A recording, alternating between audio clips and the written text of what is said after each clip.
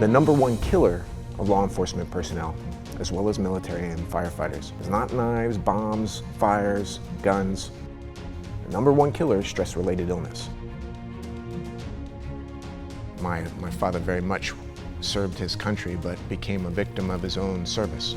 So my goal was to create a system that would allow warriors to be able to function more effectively. To be able to handle the force here in upper body. So how we train is going to be how our body responds.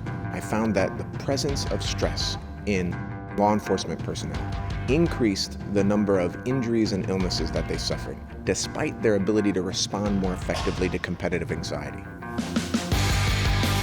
This is where the injuries usually start to erupt because exercise is performed completely distinct. As if I'm hitting upwards, that gives you the rounding. My life was steered in the direction of attempting to find out a way to mitigate stress that prevented injuries and eventually the stress that killed my father. My goal isn't to provide a different tactical skill. The main problem that we're facing is addressing shoulder and elbow injuries. So how we train is going to be how our body responds. If we train with our elbows out and our shoulders rotated in, that's where we're going to have the highest amount of stress. So let's come down. Let's do the 20 seconds of our quick warm-up, turning our hands in, and then as much as we can, continue to rotate our palms together as far as we can go. So if it starts here and we feel pain, go a little bit beyond the pain, and then squeeze the elbows locked. As long as the palm heels can stay down, we're gonna do 5 more repetitions for bulldog position to deal with the tension on the outside of the elbow, that tendonitis. Then switch, come all the way around. If we start here, that's fine. If there's a lot of excess tension on the inside of the elbow. The ultimate goal for me is to see the weight lifted from their nervous system, so they're no longer suffering from a baseline chronic pain which impedes their daily life.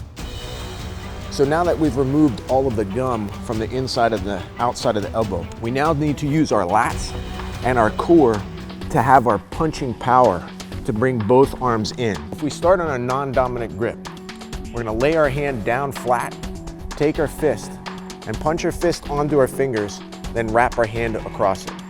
We're not doing a pistol grip, we're doing the muscle action that sets up for the pistol. Once we have it, we're just going to stay hands and knees, exhale, pull elbows in, and press back out. Elbows in, press back out. This will be our push-up for the day. If we do too much work, eventually the lats shut down and we only use shoulders. That's why we get the shoulder injuries, the rotator cuff injuries. We want to watch that there's no excess elbow pop. So both elbows have to rotate in, touch ribs, even if the back rounds, because that's the great part about this. Once our back rounds, then it's a core exercise to drive. I'm thankful that I get the opportunity to work with the men and women that I do. Pull elbows in and drive. Put both knees down. We're gonna do 5 quick repetitions, but we're gonna bring elbows straight down.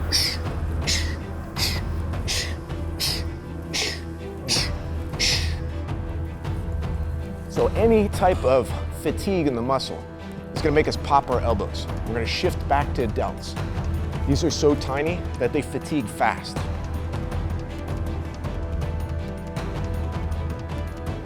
With our elbows pulled in, we do this final 5 repetitions. Pull the elbows in, turn the lats on fully, keep the lats firing for the rest of the day, then head out for your training. The police had a greater ability to respond to the stress of competition, but a significantly increased presence of injuries from training. This is a typical problem that you're going to face because of the occupational strength that you've already developed, that you can overpower the exercise. Elbows wide and popping. So that's just fast loading on the ligaments.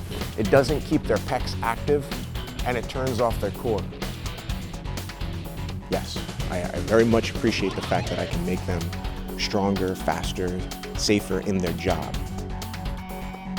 Injury prevention is extremely important to me as a SWAT team leader. If they haven't trained for specific movements and they haven't done a specific movement for a long time, they may just innocently injure themselves. So you have super strong upper body, and that causes you to be able to handle the force here in upper body. So I'm using triceps and shoulders.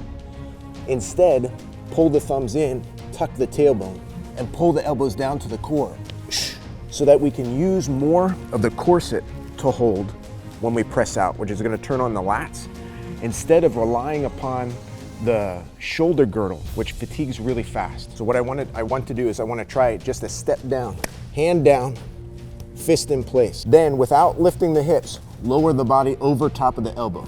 Great. Now that is our obliques and our lats. Even bring the elbow in tighter into the belly button. Exactly. Now your core's turned on.